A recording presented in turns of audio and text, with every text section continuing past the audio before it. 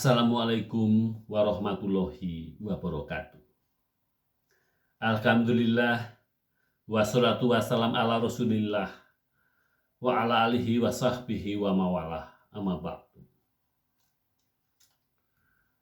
Sih wirasaning Gusti ingkang Maha Kawasa, mugi tansah kajiwa saha kasarira ing jiwangga panjenengan sadaya lan kula, Waradin sagung kulawarga Widodo Raharja. Ingkang kinurmat Bapak Purwanto Jati minangka sulih sarira saking Bapak Agus Winarno sekalian, para sepuh pinesepuh sumrambah aji sepuh ingkang dahat kinabekten, para tamu kagung sumawana putri ingkang satuhu bagya mulya. Keparengna kula sowan malih wonten ngarsa panjenengan sedaya. Kalilanana kula matur minangka talenging basa saking Bapak Broto Sarimbit miwah Gotrah.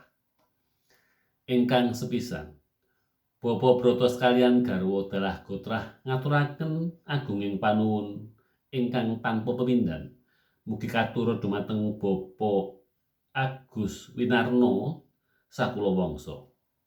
Dene suwan kula katampi saha tinanggapan kanthi gupuh sarta lungguh dalasan suguh ingkang satuhu damel trenyuh. Satemah akarya bingaing manah kula sakadang bebasan kadi kajugrugan ukir sari kabenan segara madu. Mugi-mugi swasana ingkang kados mekaten menika saged hamimbuhi sangsaya raket lan supeket anggenipun sami nyambut tangsuling kekadangan. Kaping kalihipun, sanadyan sowan kula sakadang sawetawis lugunipun taksih kraos lan kepingin sanget nglajengaken bawa raos. Hananging gegandhengan benjing-enjing tasih wonten adicara ingkang sakalangkung wigati nuninjih ijab kabulipun calon temanten kekalih.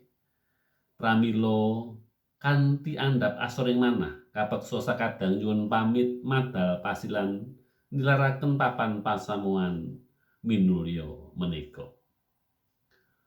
Kula sakadang ugi nyuwun tambahing puja astawa saking handika para tamu minulya. Mugi-mugi lampah kula kinalesna saking Gudha Rencana dumugi griya kanthi widodo. Lan boten katanumpen kula sakadang nderek ndedonga wonten dalem Gusti Kang Maha Agung. Mugi dhawuhipun calon temanten kekalih benjing-enjing saged lumadi kanthi permati tan manggih alangan sawiji-wiji. Kaping tiganipun kula sakadang nglenggana manungsa waloka ingkang boten saged ewel lan endo saking ingkang nama lepat lan nirwa. Pramila datan wonten atur ingkang kirang prayoga kajawi namung pangaksama.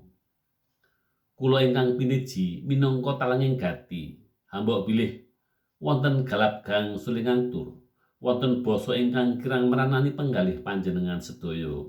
Keparengna nyuwun lumunturing sih Jalonidi pangaksami.